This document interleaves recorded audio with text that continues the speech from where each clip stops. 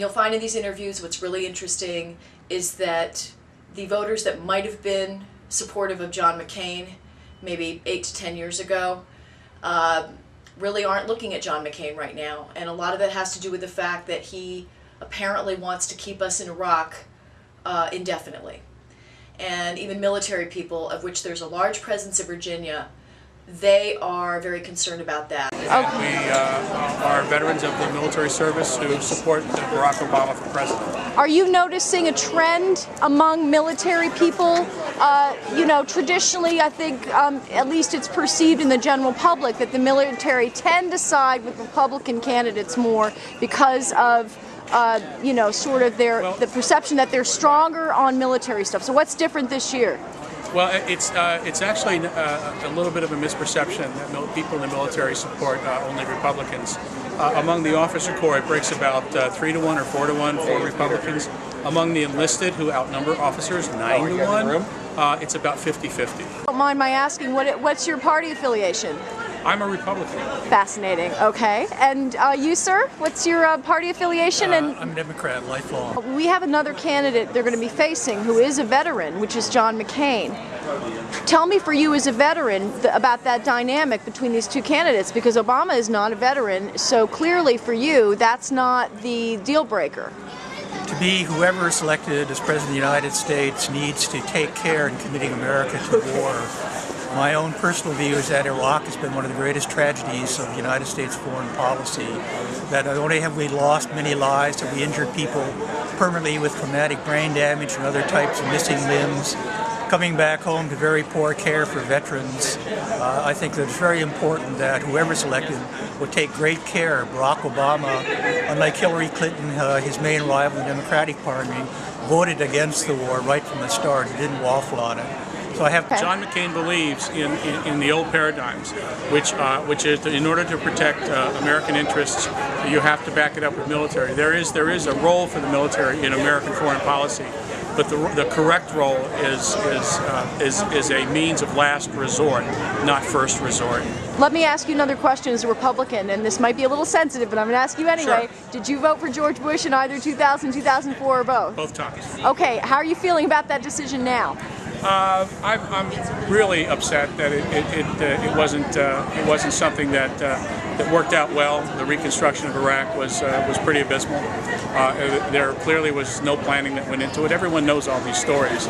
I'm not really probably a very good example of a typical Republican, but I had someone very close to me, a business associate, who was killed in the Pentagon, and at that time I was very, very interested in, frankly,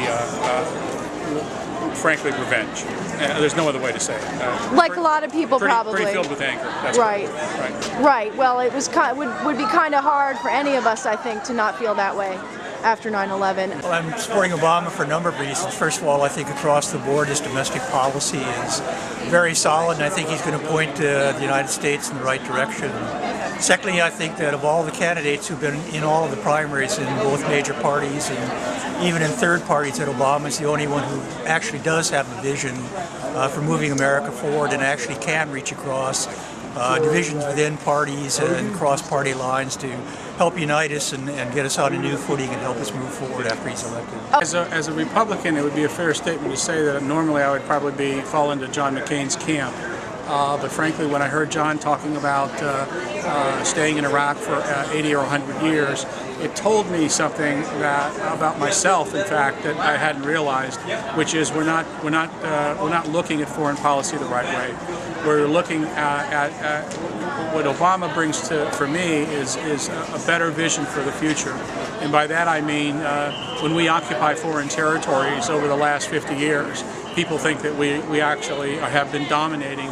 We're actually about 50-50 in this country in terms of all of these excursions that we've been involved in. People that kind of criticize the fact that he's a visionary without specifics don't understand that specifics can always follow and always do follow, but you've got to make sure you express your vision and that it's something that's authentic and that he remains consistent with. Well, remember when he basically said that he tried to give Reagan some props at one point? There was an interview Obama did where he was basically trying to say that Reagan and the Republicans had done a better job of expressing a vision Right. than the Democrats had. And of course, he got a lot of flack from the Clinton people who tried to spin it that he was saying that they had great policies for everybody, which wasn't what he was saying. Reagan was a master of mixing policy with emotion.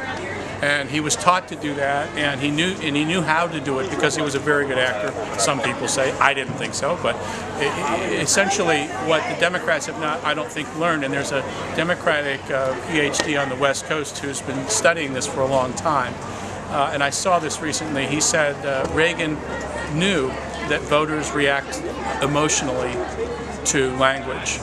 And that's how he was really became a supreme communicator.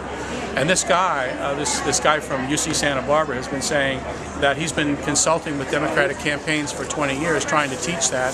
But Democrats tend to want to only talk about specific policies and 10-point plans and all that. It doesn't react with people emotionally. Well, this is why, and I'll put a plug in here for what I'm doing. This is why I wrote the book Democrats in the Red Zone, which the subtitle is An Independent Voter's Take on the Game of Political Perception, which compares perception to football, because the whole idea is you talk to people in down-to-earth, straightforward language, and you don't need to be a PhD anywhere. Right. You could be a regular voter and say, wait, they shouldn't be using words like Orwellian and unmitigated gall and hubris. Right. They should just, which Kerry did in 2004, said that a Bush policy was Orwellian.